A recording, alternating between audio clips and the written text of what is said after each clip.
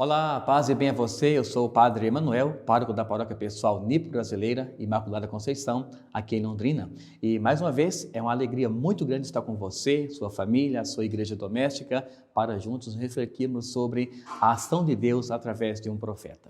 Nós temos a riqueza muito grande aqui em nossa arquidiocese de todos os meses nós nos voltarmos para Deus através da linguagem de um profeta. Agora, nesse mês de agosto, vamos aprender um pouco mais sobre a dimensão do profeta Joel. Ou seja, aquele homem que também, como tantos outros profetas, deixaram sua vida pessoal, se deixaram interagir por Deus, seu Criador, e a partir daí mudou toda a dimensão de esperança, de alegria, de fé de uma comunidade, de uma pessoa, até mesmo, claro, na dimensão familiar. Ou seja, famílias e comunidades que se voltaram para Deus através do conceito de um profeta. Como bem sabemos, eu gosto muito de refrisar isto, o profeta é um homem de Deus. É um homem que esteve em nosso meio, mas ele fala em nome do próprio Deus. Por quê? Ele conseguiu essa autonomia através da sua fé e da sua doação para com as pessoas. E ele então consegue cada vez mais colocar-se à disposição de Deus para ir avante através de um projeto de salvação. E hoje, então, nós vamos refletir sobre o profeta Joel, que está no capítulo 2, dos versículos 12 até o 14, aonde vamos ver Deus agindo em nome de um homem para salvar todo um povo que estava já sem esperança, ou seja, um povo que não tinha mais um conceito de um Deus que estava no meio deles, quando em verdade Deus em sua onipresença sempre esteve, está e estará sempre em nosso meio. Portanto, fique conosco para que essa reflexão possa cada vez mais trazer uma riqueza para a sua vida espiritual. Hoje, então, lermos um pouco sobre o profeta Joel, que nos fala o quê? Primeiro, nos apresenta um povo que deixou a esperança de lado por conta de algumas situações na dimensão humana. Mas esse homem vem em nome de Deus e traz para ele, esse povo, o quê? Uma grande esperança.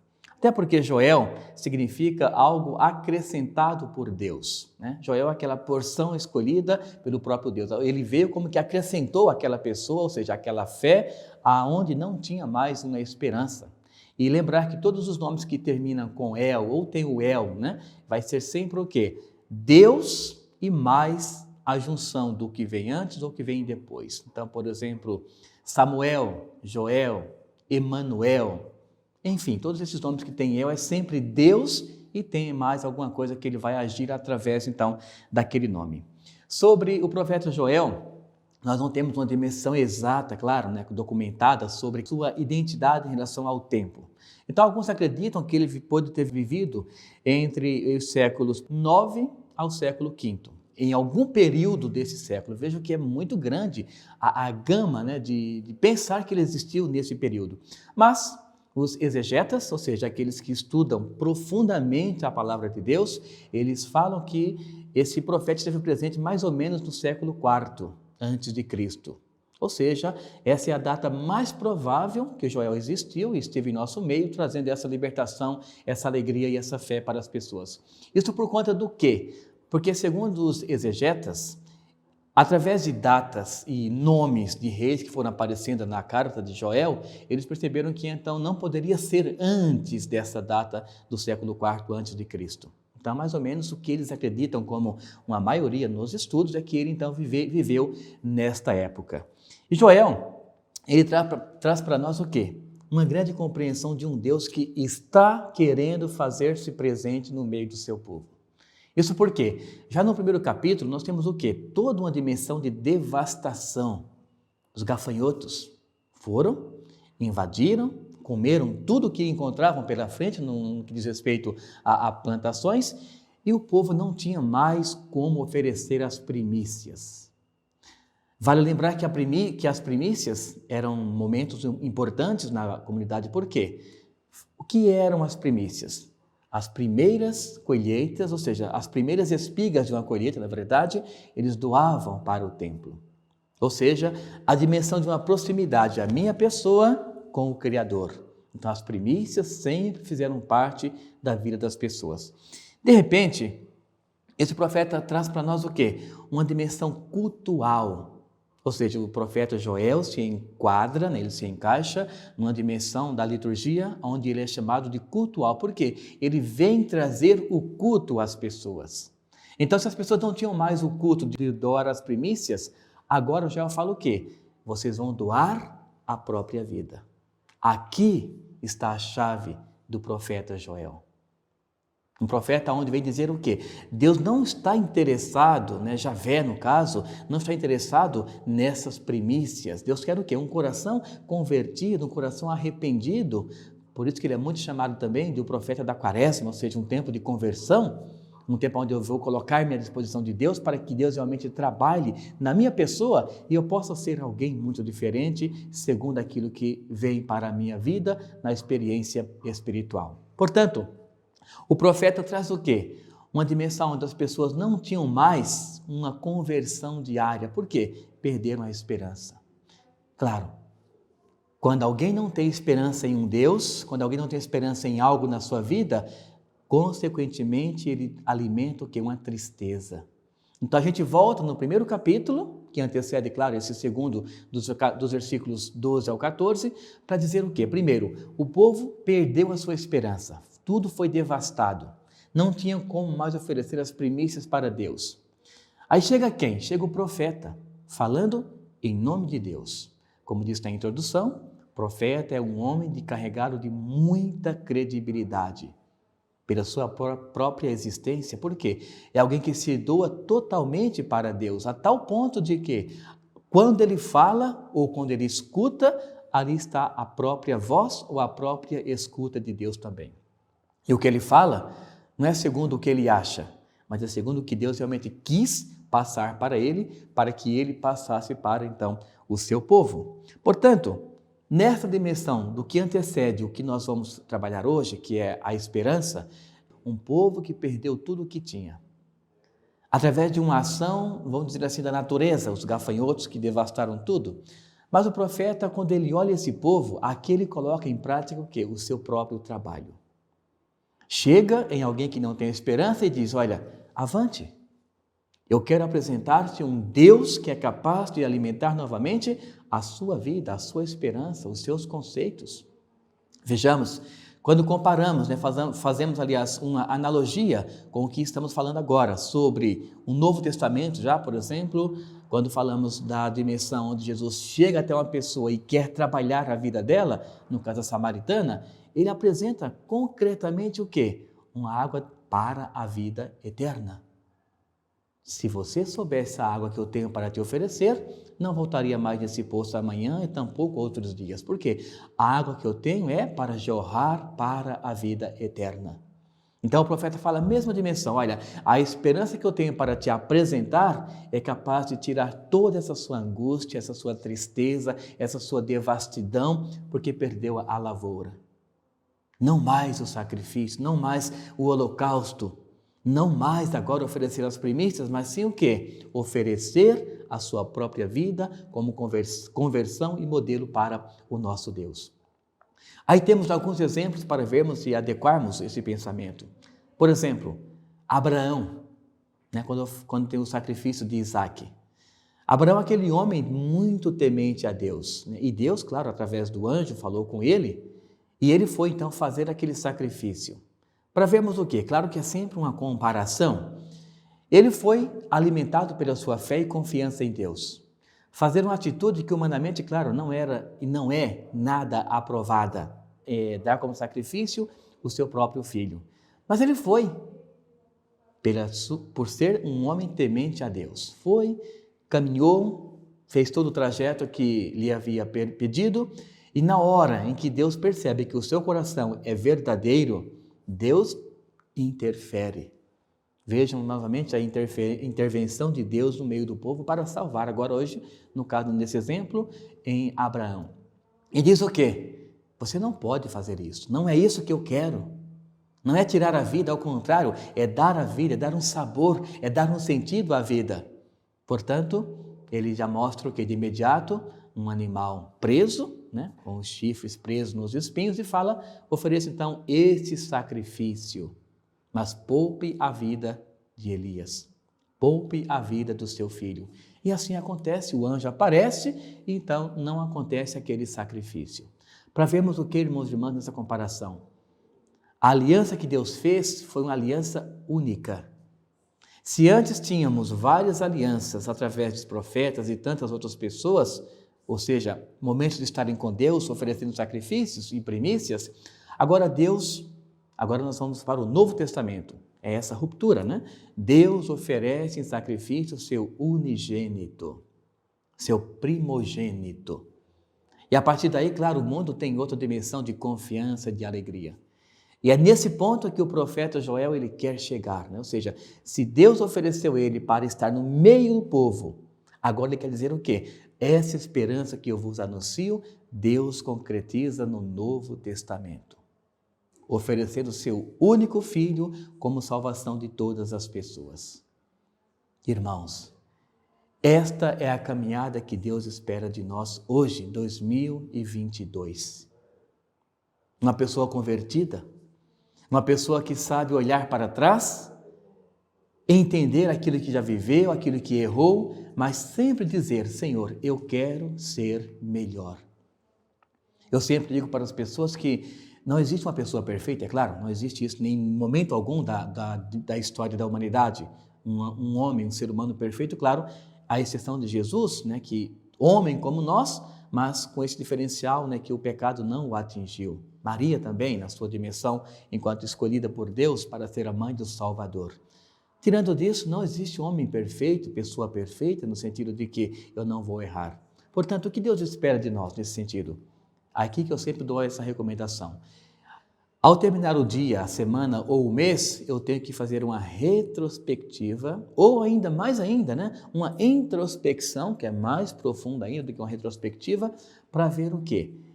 Este ano, este mês, esta semana, este dia, eu mais errei ou acertei? Aí sim, a partir da sua resposta, você vai saber se realmente está dentro do que Deus espera de você, ou seja, um homem que tem esperança alicerçada no campo da fé. Não é pensar, nossa, aliás, hoje eu mais errei do que acertei. Aí está errado o caminho. Mas se eu conseguir falar, hoje eu acertei muito mais do que eu errei, esta é a nossa caminhada. Como diz a oração da Salve Rainha, né? Nós estamos caminhando nesse vale de lágrimas, ou seja, é um sofrimento que a dimensão humana muitas vezes traz para nós, mas que a fé faz com que nós superemos esses desafios. Portanto, esta é a atribuição do Novo Testamento, é nos tornarmos mais próximos de Deus através do alimentar da nossa fé. Portanto, agora não mais precisamos do profeta para falar em nome de Deus, agora o próprio Deus está em nosso meio. E aqui entra uma frase e um conceito muito bonito que todos nós almejamos isso na Santa Missa, quando o padre fala, o Senhor esteja convosco. Olha a convicção. E a convicção maior deve ser de quem? Está respondendo, realmente, Ele está no meio de nós. E está. É a sua onipresença que foi, é e sempre será. Ou seja, em nosso tempo que existe essas diferenças, essas divisões, Ele foi, é e sempre será. Mas na eternidade, Ele é por todo sempre. É a presença real, é a presença constante. E é essa proposta que o profeta agora veio dizer o quê? Eu não vim mais trazer-vos esse conceito, agora Ele já está em vosso meio. Jesus. Aquele que pediu para não se preocuparem com a devastação dos gafanhotos, porque agora Ele está em vosso meio. Aquele que pediu, não vos preocupeis com a oferenda ou não oferenda das primícias, porque agora Ele está em vosso meio. E nesse conceito, irmãos e irmãs, é que eu deixo uma reflexão para o nosso mês de agosto. Esse Deus que está em nosso meio, como que eu posso vivenciar a experiência dEle na minha própria existência? Eu sabendo que Ele está na minha casa, está em minha vocação, até esse mês, um mês voltado para todas as vocações, como é que eu deixo Deus realmente trabalhar, agir na minha vida? Olha, e temos muitas vocações. Por exemplo, a vocação de ser pai e ser mãe. A vocação do próprio padre, aquele escolhido por Deus para estar no meio do seu povo. Depois, a vocação da família como um todo, a vocação do catequista, do religioso, religiosa, ou seja, ampara toda a dimensão humana no chamado vocacional. E a partir daí que nós vamos refletir sobre como é que esse Deus, ele trabalha, ou melhor, como que eu deixo ele trabalhar a minha vida, a minha existência. Ou seja, se eu consigo mesclar tudo isso no âmbito da minha fé, eu vou estar sempre no caminho certo, no caminho justo, no caminho que Deus preparou para a minha existência. Mas para que isso aconteça, uma palavrinha é fundamental. É a palavra conversão. Em especial, eu convido a você a conhecer a conversão paulina, de São Paulo, literalmente. Por quê? É uma conversão radical.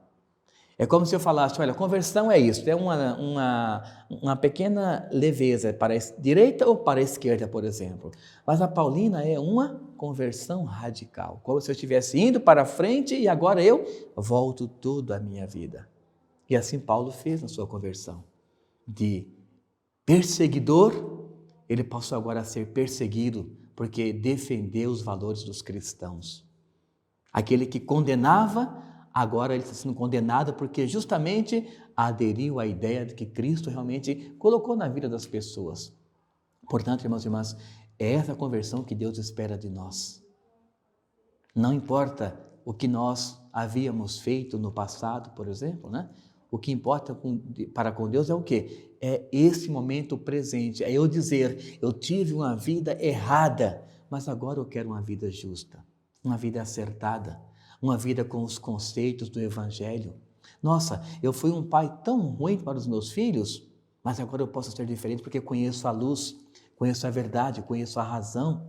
Nossa, eu fui um filho tão mal para os meus pais, tão mal educado, tão respondão, mas agora eu quero ser uma pessoa diferente, eu quero ser mais dócil, mais amável, eu quero estar mais presente com os meus pais, eu quero ouvir mais os seus conselhos. E a partir daí, não tenha dúvida, a vida é outra. A vida sempre tende a ter esse momento de transformação quando a pessoa se decide a refletir sobre ela. Ou seja, não cometer mais os mesmos erros. Temos o grande exemplo de Zaqueu. Cometeu tantos erros na sua profissão, na sua vida, mas quando conheceu a luz, quando conheceu a verdade, quando ficou sabendo desse homem justo no meio dele, disse o quê? Eu tenho que mudar. Não posso continuar assim. Eu tenho que ser alguém diferente. E assim ele fez. Procurou a conversão, e quem procura, claro, sempre vai encontrá-la. Procurou a conversão, encontrando-a pelo próprio Jesus. Ele foi um homem que transformou totalmente a sua vida. Assim como na conversão paulina, o próprio São Paulo converteu totalmente a sua vida. Por isso, Deus quer que nós nos voltemos para Ele. E este é o tempo propício. Já estamos um pouco mais no meio do ano e Deus quer o quê? Esse tempo propício para a nossa conversão, para a nossa salvação. Por isso, nos voltarmos para Ele. Esperarmos um dia propício é o quê? É o dia que eu estou vivendo hoje, saber que os meus erros do passado não podem ser repetidos, ou seja, construir uma nova identidade para com a minha vida. E aqui vai entrar o conceito da quaresma. Claro, vai demorar para chegar. Mas a quaresma é o quê? É sempre um tempo propício de conversão. Quaresma, 40 dias, ou no caso de Moisés, a travessia, 40 anos, que é toda uma geração, mas é sempre o quê? Um tempo propício para uma conversão. Essa conversão se dá através do quê? Dos atos que eu quero mudar para a minha vida. Portanto, te convido hoje a fazer a experiência de voltar-se para Deus, observando o que já fez de errado e querendo mudar o dia de hoje e o dia de amanhã. E com certeza, as graças de Deus sempre virão até a sua pessoa. E você conseguirá ser uma pessoa diferente através do que Deus espera de você. Quais conceitos? O amor, sinceridade, sabedoria, a honestidade, o respeito para com Deus, o respeito para com a sua própria pessoa, que é a imagem e semelhança de Deus, o respeito para com o próximo e principalmente uma procura assim vasta, de conhecer quem é Deus, através do dia da palavra, através de uma leitura diária da palavra de Deus, a Eucaristia, o bom tratamento para com o próximo e, primordialmente, indo à casa de Deus. Quem ama, procura. Quem ama, busca. Quem ama, cuida, né? Ou seja, quem ama faz a busca, quem ama se preocupa e faz com que a vida tenha outra realidade. Portanto, que Deus abençoe muito o seu mês de agosto, a sua família, a sua vocação, para que cada vez mais a graça de Deus esteja presente em sua vida. Que Deus te abençoe, te conceda a paz hoje e sempre, em nome do Pai, do Filho e do Espírito Santo. Amém.